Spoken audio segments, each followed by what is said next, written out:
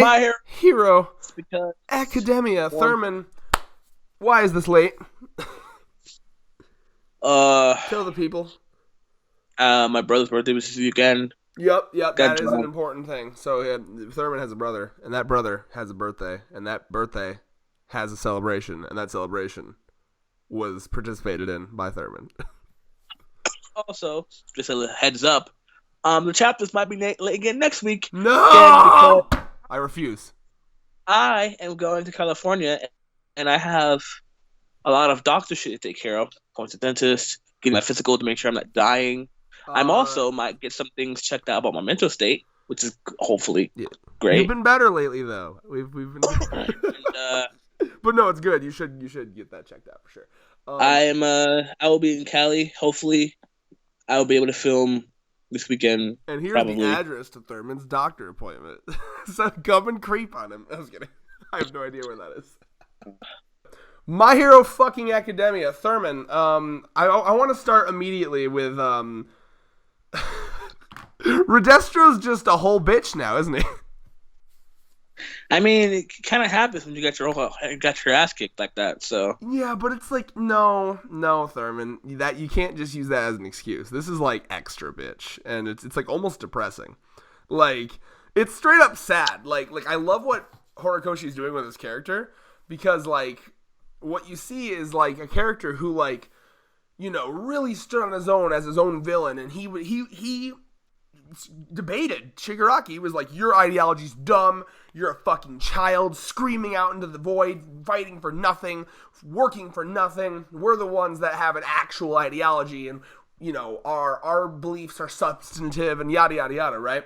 And I respected Re-Destro on a certain level of like the stuff he said, and it really does feel like to make a weird political reference, it's like when Bernie was talking about how corrupt and fucked Hillary Clinton was, but then, he kind of had to bend the knee, like, well, I don't want Trump to win, so I guess I'll support Hillary. And it was like, no, Bernie, you were the chosen one.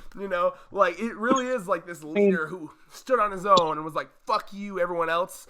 And then he kind of, because he realized he had to, he's now bowing down, sucking the cock of Shigaraki right now.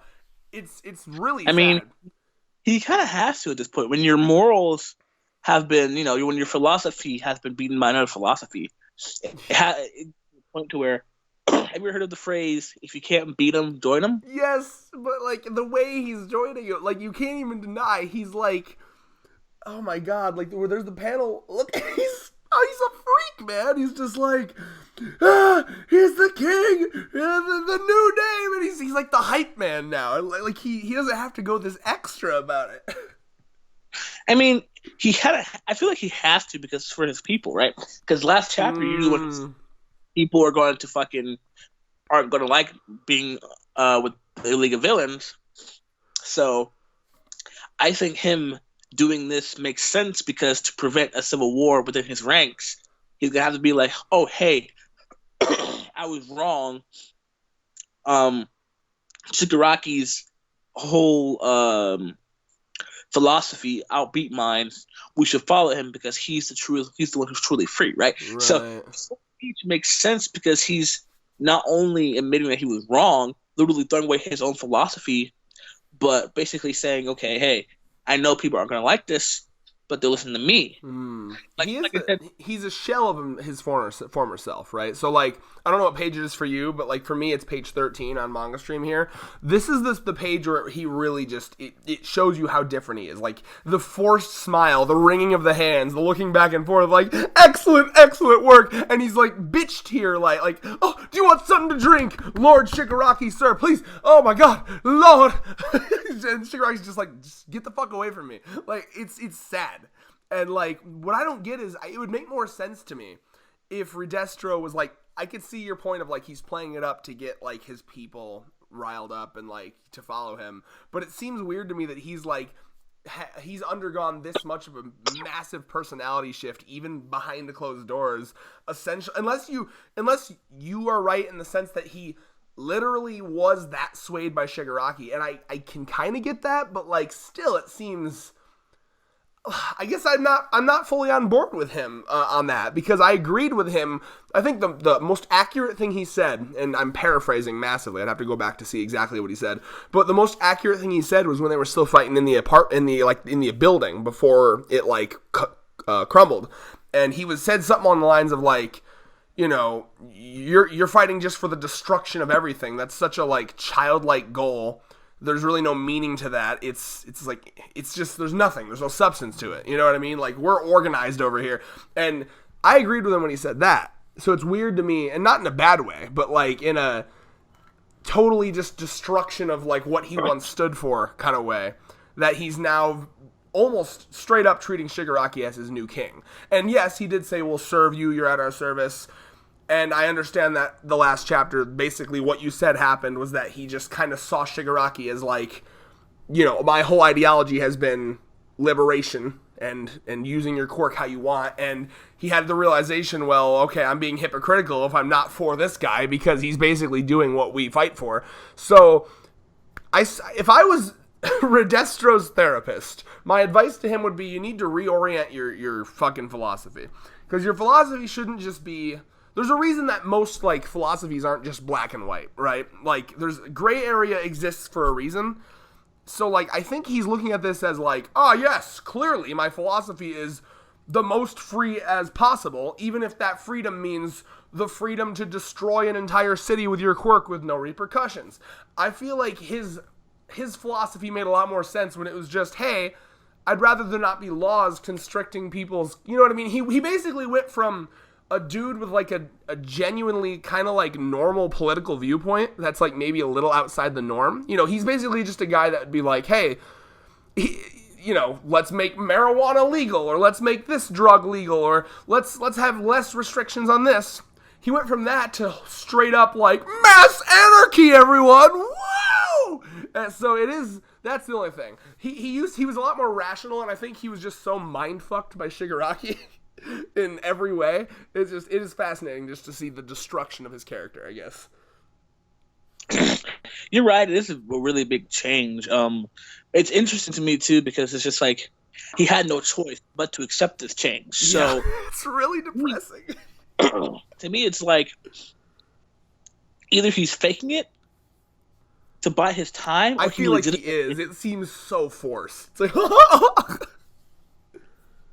or it's just he's just like, shit, I lost my legs, like I lost some good people. It's just like his whole philosophy got beaten out. So truly, it's just he has really no options but to follow this whole trend. And I mean, it makes a lot of sense too. Shigaraki is just keep in mind that the League of Villains are just as injured as they are, and they have a bunch of people. If they really wanted to, they could stab them in the back like 100%.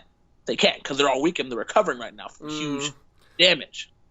So I think it's just like Re-Destro is trying to follow his own moral code behind Shigaraki, if that makes sense. That's a good point you make, and that would actually make me interested to kind of like get into his mind and what he's thinking right now, because the way you're putting it, and I can totally get behind this, is that he's kind of having a moral quandary right now. So like, I won't go into it, but remember that like issue I had at work where I got fired from work, and I kind of like had like a identity crisis because I did something that went like, that kind of like made me question who I was, because it was like so out of character for me.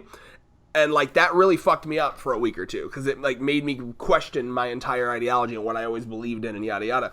I have a feeling he's going through a similar thing where Shigaraki, he's looking at a man's ideology who basically just beat him out, not only in physical power, but like it's very easy if you're going in. Okay, let's look at this strictly political, right?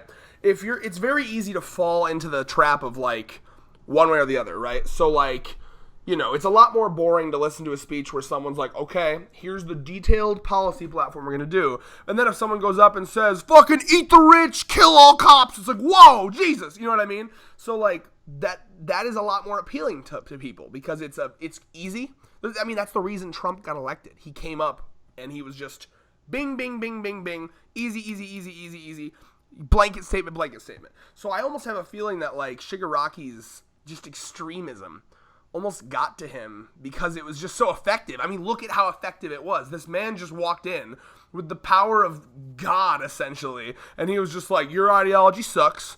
Mine's better because it's simpler. You're overthinking it. Let me just destroy everything. And doesn't that feel nice? Because I remember that too. That was the conversation Shigaraki had with him. He was like, doesn't it just feel nice to let go?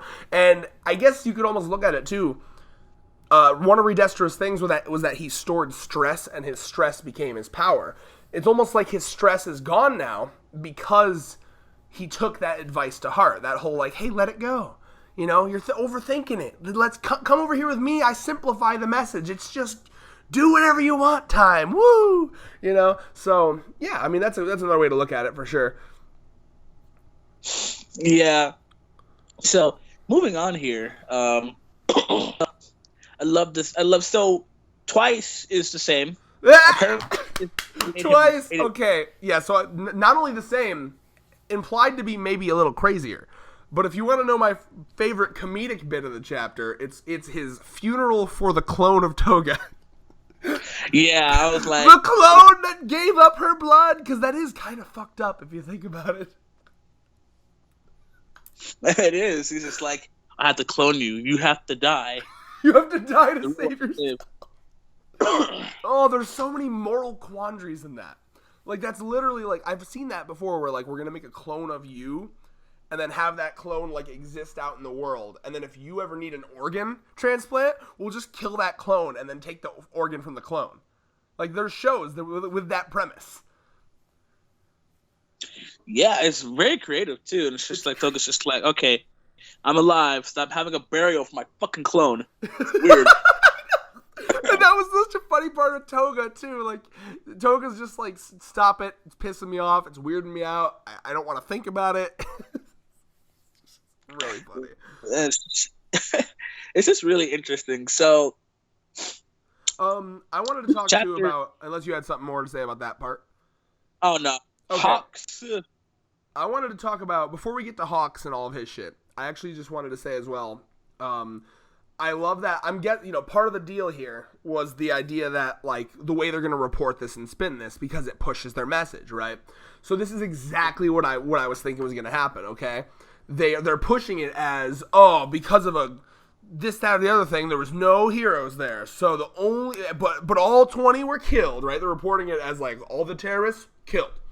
And it was only because of the civilians that fought back using their quirks valiantly. And I love this because this is how you sway political opinion.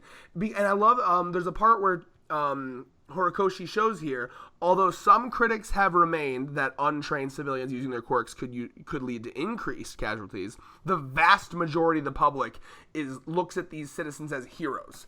That's how you sway political opinion. And this is really clever. There's conspiracy theories about shit like this to this day. Like, there are people that think 9/11 was faked simply to get people riled up to go to war with Iraq. You know, like, oh, no one wants to go to war with Iraq, but if we tell them that a plane flew into a building, war, right? So, like, by the way, I'm not saying that I believe that was a conspiracy. It's just an example. So what I love about this, too, is it's very accurate in how political opinions sway, and you can see the shifts here. Like, that's a massive shift in how this series has been set up from day one. From day one, when we started this series, that was the big deal. Deku needs to get his license to be a hero. Deku needs to go to school to get all this training just to get the license. If that is all done away with, like, if those laws are completely written out, it really makes what Deku's doing completely pointless. Mm-hmm. And it does also, if you think about it, Shigaraki's goal is that kind of, like, breakdown of society. And that would kind of lead to that. Because let's be honest, on principle, it sounds nice to just, like, let everyone use their quirks. But at the same time, I think these laws do exist for a reason. And I think that what they have now is probably the better system. You know, I think that you could find gray areas, right? So, like, I think it should go by a case-by-case basis. Like, if someone's quirk is some stupid bullshit, like Deku's mom's quirk, it's, like, not harmful at all, she should be able to use hers in public. But if your quirk is to shoot fireballs, probably not going to be using that one in public. right? So I understand the need for some laws, but I also understand that it shouldn't just be a blanket statement where basically people have to pretend, to just not have quirks ever when they're in public. That's fucked up too. But I also see that I think it would lead to, because it kind of ties into what Shigaraki said in the mall, that mall scene where Shigaraki's like, listen, I'm looking around, everyone has quirks. And the only thing stopping everyone from using these quirks is like a simple, it's just a law. That it's such a thinly veiled thing. It's just a law and the promise that there are heroes around. It's just like the promise that there are cops, right? Like the cop system promise of punishment for a crime. That is the thin veil that holds society together in our world. If it wasn't for law enforcement and punishment for crime, people would just be doing whatever the fuck they want to do, right? So it's the same thing here. People don't use their quirks with reckless abandon because A, it's the law, and B, they feel like they don't have to because there are trained, quote-unquote, trained professionals that will do it for them.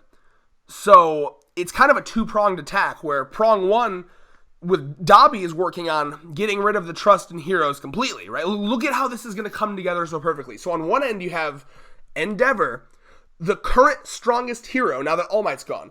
Endeavor got fucked by a Nomu, something that they can mass produce, okay? And so already that's the shakiness of the hero trust, right? The trust in heroes is shaking. It's waning over there. That's pillar A, okay? And then pillar B over here is this new situation, this massive terrorist attack that all of a sudden people are like, hey, look, once again, heroes weren't there because of whatever set of circumstances, heroes weren't there. But what happened? The citizens fought back and fucking took care of it. So now, there's going to be a massive political movement. I can see it. It's just like the Medicare for Alls and the abolish ICEs and the fucking raise the minimum wage. There's going to be a fucking movement in the My Hero world where they see Endeavor not being able to get the job done and other heroes not being able to get the job done. Best Jeanist dis-a-fucking-peering. Just all this shit shaking the faith. And then this terrorist attack, there's going to be movements like let us self-defense. It's just like the gun thing. People want guns because they're terrified. They're in fear and they want to have their own gun to fucking protect themselves. So like it's genius what Horikoshi's setting up here because it's a multi-front thing. They're going to clash and come together and this is going to lead to that societal breakdown and collapse that Shigaraki's been wanting for so long. And it's interesting to bring that up because a little part that I'm interested about is that what Hawk says is this, right? Shigaraki now has the power to rival the hero system as a whole. Yeah. My question is, what I'm wondering is, how will he use it? Because remember last chapter I said, okay, he has this power, so what's next? And he's getting more power, right? So my thing is that now Shigaraki has the power he needs to take down the hero system. Does he do it immediately or does he wait his time?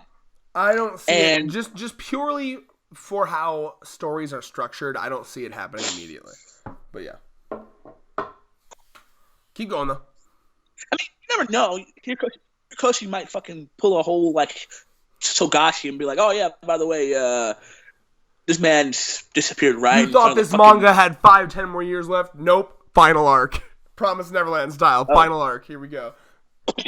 Oh, yeah, by the way, Shigaraki just stepped up the fucking UA all deal style. And that would be cool. So it's just like, to me, it's like he has the power. What do you wait for? That is, I mean, that's a fascinating point, and we're gonna have to see. Like, I almost hope we get even one more chapter with just Shigaraki chilling with his boys. And by the way, they finally got their sushi. Can we just clap? Mr. Compressed got his sushi. Good for him. Good for him. But no, I mean, that clapping or me fucking someone, the world may never know. Is that you clapping cheek? Is that what you're saying? Yeah, clapping hands or clapping cheeks. Clapping hands in the street, clapping cheek in the sheet. Yeah. That's really funny. No, but like, it'd be nice to have one more chapter where Shigaraki just sits down with his boys and one whammon, and basically goes and says, "Okay, here's the plan, boys and one whammon." It's not funny. I don't know why I'm saying that, but anyway, sits down and basically says, like, "Okay, here's the plan. If they're gonna wait, explains why they're gonna wait. If they're gonna go in." Although if they're gonna just go in, it's probably better to just have that be a surprise and just have them show up. But if they're gonna wait, it'd be good to have an explanation. I agree with you for why. And by the way, in the comments, if you guys, I really want to know if you think Shigaraki's gonna bide his time, wait, or if he's gonna go right in. And if he is gonna wait, if you think he's gonna wait, what's the reasoning that you could think of? In the comments, please. I'm curious. Oh yeah, because I mean, Hawks doesn't really have a lot of time. Like he's ran out of time. Like, yeah, I love that he basically he says that he's like, I waited too long. Like fuck. like Shigaraki now gained the power to basically take over the hero system. Like that's a huge deal. Like if he wanted to, he could destroy a city if he fucking wanted to now. Like oh yeah, it's not single-handedly. Keep in mind, not even with the fucking. Because it's crazy to me because everyone on Twitter, everyone on Facebook's like, oh shit, Deku's gonna need to catch up. But it's just like Deku doesn't have a lot of time anymore. Like he doesn't have time to learn 6 quirks. Yeah, because this is not going to be a Deku versus Shigaraki 1v1 situation. This is an entire society. It's a system of society versus a counter system of society. This is literally like counter protesters versus protesters. It's going to be society v society. It's, you know what I mean? Like it's going to be similar to like those fucking you know, like those you ever see those protests that were going on where it was like, you know, you have like your neo-Nazi protesters and then your Antifa protesters, and then they get it together and just a massive fucking civil war erupts in the streets. It's basically what's going to happen here. It's going to be 2 different factions, 2 ideologies, one that wants to keep the status quo, one that's revolutionary, and then it's going to explode. Well, I mean, the one of them is heavily weakened. Like, keep in mind that like 3 of the League of Villains got upgrades to their quirks, while the kids are still training to upgrade their quirks. Like, even Class B, it's just they don't really have a lot of time. They're also kids. Like, let's not pretend that these kids, like, something needs to happen because they're still kids, and it wouldn't really make much sense for these kids that have had, like, 2 or 3 years of training to actually take, like, advanced roles in this whole thing compared to the pro heroes. Like, something needs to happen. I don't know if it needs to be a time skip. I don't know what needs to happen, but it wouldn't really make much sense for kids to do more than the pro heroes in this scenario. Oh, yeah, especially since there's not really much that you really can do at this point. Because he has no moves. He has a whole fucking league. He has... Okay, keep in mind, too, that the Revolutionary Army has people in the Hero Society. So, shit. Exactly. Literally... I was going to mention this. Mm-hmm. Like... this is endgame. Like, Shigaraki got cheat codes. We in the end game now, boys. Like, this is cheat codes. Like, this is like Shigaraki, like, realizing he's the final boss of video games. Like, literally... He does make video game metaphors. Leveling himself up as the boss. And then when the main character hero comes to beat him, he's one-shot. Shigaraki just walks in and he's like, hey, guys, remember that cheat code from Grand Theft Auto San Andreas where you can turn, like, any civilian into, like, a gang member that'll fight for you? That's the cheat code I just used. Now, so it's just like, go ahead. You don't really know what the end goal will be now because he has the power. What will he use the power on? If that makes sense. Definitely. His next move is going to be integral and fascinating. Now, the only other thing I wanted to talk about here was to kind of expand on what you were saying with him having heroes and like corporations on his side here. This is a big thing, and again, it goes into like the political moves of what he's making here. And again, if anyone even dares to say politics, why are you talking about politics? This is the most political goddamn arc I've seen in anything, maybe except for the literal election arc in Hunter x Hunter. This is political as fuck, and you're dumb if you don't think so. So all right, let's go over this, okay? What's important here is that what he has done by merging these 2 things together, and the name they come up with is the Paranormal Liberation Front, okay? Now, what he's done here is he's moved, because the League of Villains, it's literally in the name, not very good for branding, okay? That's like someone coming out calling themselves neo-Nazis. So not a lot of people are going to be on your side. The Nazis in the name, right? So, League of Villains, not many people are going to be like, hell yeah, League of Villains, I can get behind that. But, now that it's, okay, what you've done here is people have no idea that League of Villains are even alive, They may even think they're dead. I'm not sure how much was reported on with the 20 people that attacked. I don't know if it was like reported that it was League of Villains or just randos. I'm not too sure. But people don't know where the League of Villains is at. So, and what I assume is that the League of Villains is going to be running this from the shadows, right? Like shadowy leaders that don't make their faces shown. Would you agree with me on that? Yep, the Illuminati. Yes, actually, kind of. So, like, here's how, this is what's terrifying about this, because this happens in real life, and it's terrifying. People are kind of dumb, and when you slap a pretty new name and a pretty new logo on something, they're very quick to legitimize it.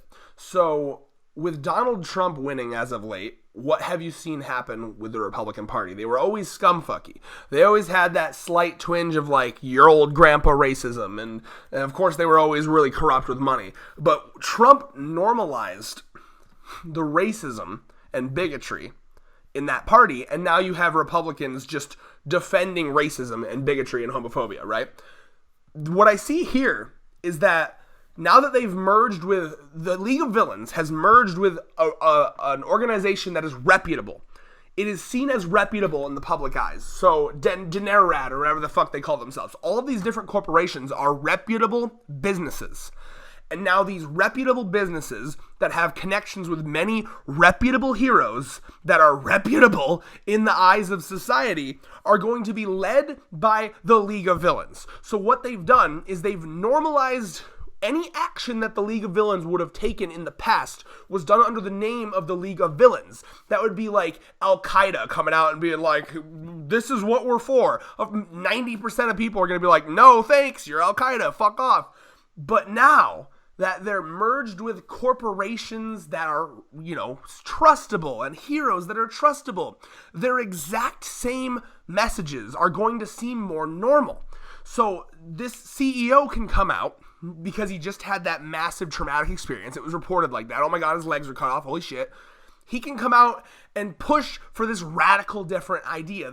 He can come out and make a speech like, I think we need to radically change the laws and we need to completely collapse the hero system. He can come out and say that. And that would have seemed nuts before. But now that it's coming from a trustable name and right after a crazy event, that's how opinions change. That's how laws change. Just like a side effect, an after effect from 9/11 in our culture was that it heavily increased surveillance in this country. There used to be a very strong freedom of privacy in America, and now it's like public knowledge that they tap our phones, they tap our emails. Why? Because of the fear that 9/11 caused. Fear can cause laws and opinions and perspectives to change. So you have the massive terrorist thing that just happened that's going to be shifting perspectives. You have the shaken faith in the hero society. And now you have the League of Villains basically masking their terrorismness in a reputable business that is trustable. And that is actually terrifying because that's what happens in real life. Racists, homophobes, bigots, terrorists will mask their evil in stuff that looks nice and happy on the outside. And it's actually genius because when I was reading this, that is exactly what I thought. As someone who is very deep in politics, I was like, oh my God, he's formed a political party. That's literally what this looks like. I even made the joke. I was like, you've evolved from terrorist organization to political party. Like, I don't know if there's a reason that they're called the Nazi Party. They were a political party at one point. You could go and vote for Nazis in Germany. It was normalized. People didn't even blink because it was normalized as a political opinion. That's why Fox News is a reputable quote-unquote news source, and they talk about just casual racism. So, like, I'm kind of, like, shaking at how good this is because it is literally, that's what they're doing. They're masking their terrorism and hate in a reputable thing, and it's awesome. It's so well done by Horikoshi. He's pulling some Togashi vibes on you, huh? Yeah, and like I know I may have repeated myself a little bit there, but like that's one of the rants I've wanted to go. That's one of my favorite rants I've gone on in like the last couple of reviews because like that was something I had a lot of passion about because I mean, one, I love any story that has subtext. So any story where you can read so into it, that's just automatically great. But two, Horikoshi clearly has a very deep understanding of how political opinions shift and he's putting that into his story, and it's very well done. So yeah, that's hype. How everything's being tied together, it's fucking amazing. Now, I wanted to call something out here as well. Thurman, I know your, like, manga fetish is when, like, a group of characters is called out as, like, the top commanders of something. So, I mean, you got that. Yeah. Yo, that page was fucking amazing, too. We got commanders, maybe. Oh, yeah, especially Twice fucking knee sliding in. Like, holy shit, that's so good. Yeah, and so... Look at Papa Shigaraki just chilling. Yo, he's got a throne, baby. Actually, it's like a recliner or something. Like a real gangster. Like a real PIMP. It's the motherfucking Shigaraki. Snoop Dogg. Shigaraki. Also, there's so much shit to call out here. Fucking Horikoshi, don't hide. I know what you're doing, okay? Horikoshi said in, like, one of the earliest interviews in this series that he high-key regretted giving Shigaraki all the hands. Do you remember that? Because they were so hard to draw and shit. Yeah. So, like, here's what he did. This is clever as fuck, actually, because from a pure advertising standpoint and, like, marketing standpoint, what is the thing that makes Shigaraki look so unique? It's the hands on him, right? So, Horikoshi did a very smart thing here that gave him the best of both worlds, where he had all but one get destroyed, and he's choosing to keep the one on his face as his trademark. That's clever, and I love that. It's definitely, man, this is, we're getting to some high-level shit right now. I actually have to save this as a wallpaper, too. Oh, it's so good. I wonder if someone on, like, the Reddit will color it or whatever. Also, like, what do you think about, like, fucking Re-Destro's, like, Dr. Eggman chair he's got? Or, like, Frieza chair might even be better. Yeah, that's actually so fucking cool. I like the design of I gotta be honest. So, okay, so we're looking at the 9 people. So the 9 people that are gonna have their own, like, divisions and shit. One of them is the Feel Good Inc. guy, one of them is the politician, and one of them is Re-Destro himself. I just recently got into Fire Force, and you know how in Fire Force, like, the 8th division is, like, purposefully made, like, its whole purpose is to, like, investigate and make sure the other divisions aren't corrupt? Aren't corrupt? That's what I said. Aren't corrupt. Yeah. Bruh, what do you think I said? Arya, make sure they're corrupt. Yeah, that's what I heard. Well, go watch the video when it's uploaded, you dumb.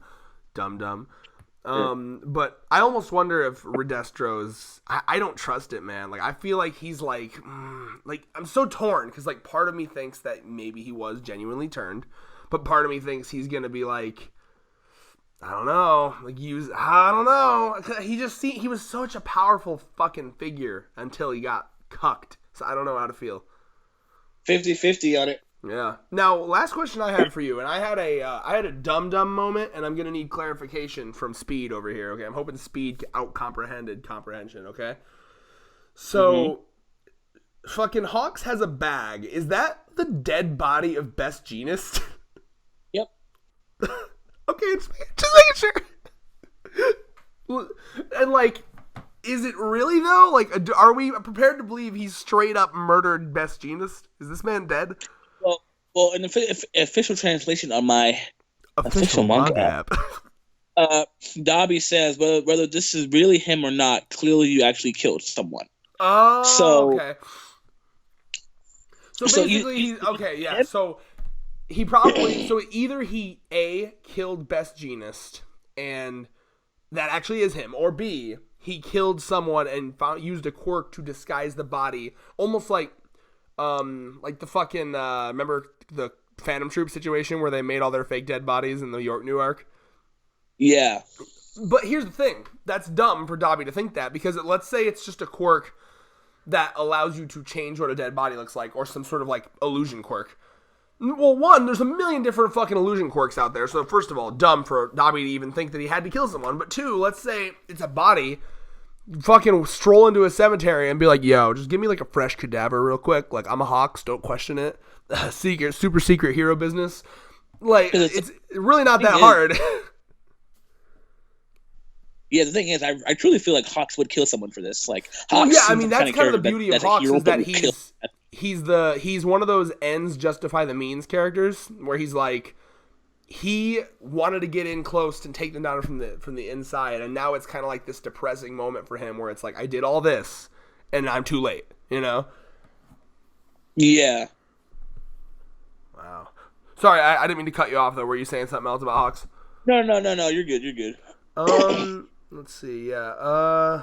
Trying to think if there's anything else. But yeah, no, I mean, he goes through, like, he can get all the Nomu they want. He has all the fucking power. Let's see. I'm trying to remember how it ends here. And then the Doctor grants some power. Any final thoughts? Anything else I'm missing here? Nah, I think we're good. A 9.5 out of 10 chapter.